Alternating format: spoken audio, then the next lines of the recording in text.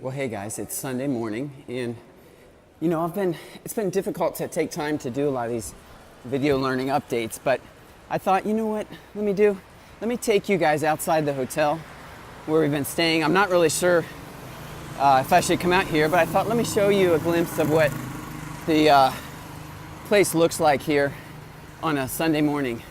So this is kind of the city. They're building these new infrastructure highways up above. It's super empty. Normally there's like crowds of people driving by, honking.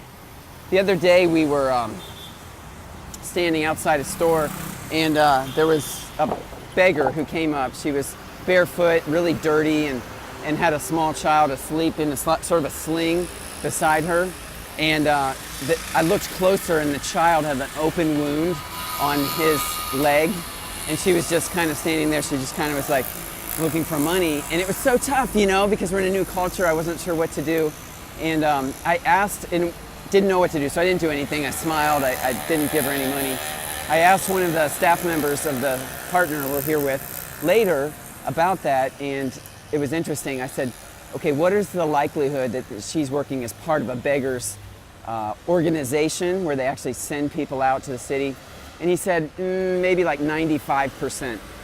And I said, seriously? He said, yeah, almost for sure. She's not just an individual, poor person. She's part of a ring of people. And I said, is it true that they actually sometimes hurt the children to get more sympathy? And he said, sadly. Hey, sorry about that. I actually ran out of storage space. So what I was saying is that our partners here don't give money because of the corruption and the way this is sort of organized begging. But they do give food. And what they are doing is one of the churches here has become more intentional about social justice and mercy. And one of the ways they do that is they partner with others who are helping rescue people from bonded labor, which is basically just slavery, work slavery and debt slavery. And then those people don't know how to live or survive in any other way. And in many cases, they feel like they deserve that life. So there's a whole new way of thinking that sort of needs to be embedded in them, that they have value, they have worth, they have significance. What they did is this one church adopted 5 survivors.